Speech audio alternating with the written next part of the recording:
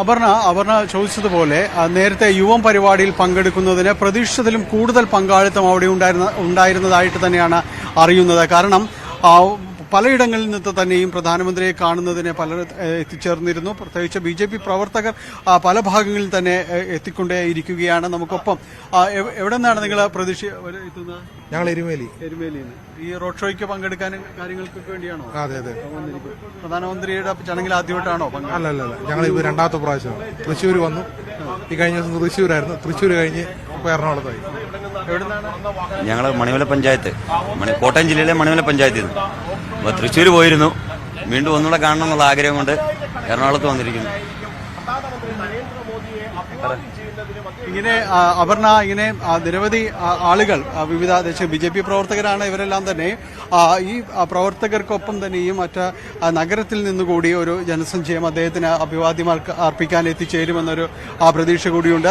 അപർണ ചോദിച്ച ചോദ്യത്തിലേക്ക് വരികയാണെങ്കിൽ കൂടുതൽ പേരുടെ ഒരു പങ്കാളിത്തം ഇവിടെ പ്രതീക്ഷിക്കുന്നുണ്ട്. കൂടുതൽ പേർ ഇവിടേക്ക് എത്തിച്ചേരുമെന്ന പ്രതീക്ഷയാണ്. സമയം 3 മണി കഴിയുന്നേ ഉള്ളൂ. ഇപ്പോൾ തന്നെ നമുക്ക് കാണാം ഇതിന് ചുറ്റും നിരവധിയായ ആളുകൾ അവിടെ ഒപ്പം തന്നെ കൂടിയിരിക്കുന്നു.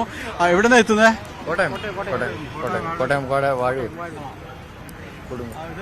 ആദ്യത്തെ ചടങ്ങിലാണോ നിങ്ങൾ പങ്കെടുക്കുന്നത്? ചടങ്ങിന് പോകുന്നതാണ്. എല്ലായിടത്തും പോകും. റോഡ് ഷോയിൽ പങ്കെടുക്കുന്നതിന് വേണ്ടി നേരത്തെ തൃശ്ശൂരിൽ അവർ എത്തിയിരുന്നു. അപ്പോൾ അതുപോലെ തന്നെ ഇപ്പോഴും കൂടുതൽ കഴിഞ്ഞ തവണ നമ്മൾ തേവര ജംഗ്ഷനിൽ കണ്ടതുപോലെ തേവരയിലെല്ലാം തന്നെ കൂടുതൽ സ്ത്രീകളുടെയും എല്ലാം തന്നെ ഒരു വലിയ പങ്കാളിത്തം ഉണ്ടായിരുന്നു. എവിടെ നിന്ന് എത്തുന്നു? കോട്ടയത്ത്. പ്രധാനമന്ത്രിയെ കാണുന്നതിന് വേണ്ടി? അതെ, പ്രധാനമന്ത്രി മോദിയെ കാണാൻ വേണ്ടി മാത്രം വന്ന. ഒരിക്കൽ കണ്ടു ഞങ്ങള്, പക്ഷെ അത് ഒത്തിരി ദൂരെയായിപ്പോയി.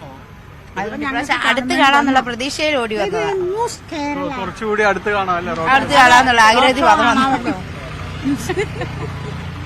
അപർണ, ഇതേപോലെയാണ്. കാരണം നിരവധിയായ ആളുകൾ ഇവിടേക്ക് എത്തിക്കൊണ്ടേയിരിക്കുന്നു. അതിൽ ഇപ്പോഴുള്ള ഒരു 3 മണി സമയം, അത് വൈകുന്നേരത്തേക്ക് അടുക്കുമ്പോൾ കൂടുതലായും തന്നെ പ്രവർത്തകർ ഈ ഭാഗത്ത് ഇത് തുടങ്ങുന്ന പ്രവർത്തകരുടെ ആവേശമൊക്കെ വ്യക്തമാണ്. പ്രത്യേകിച്ച്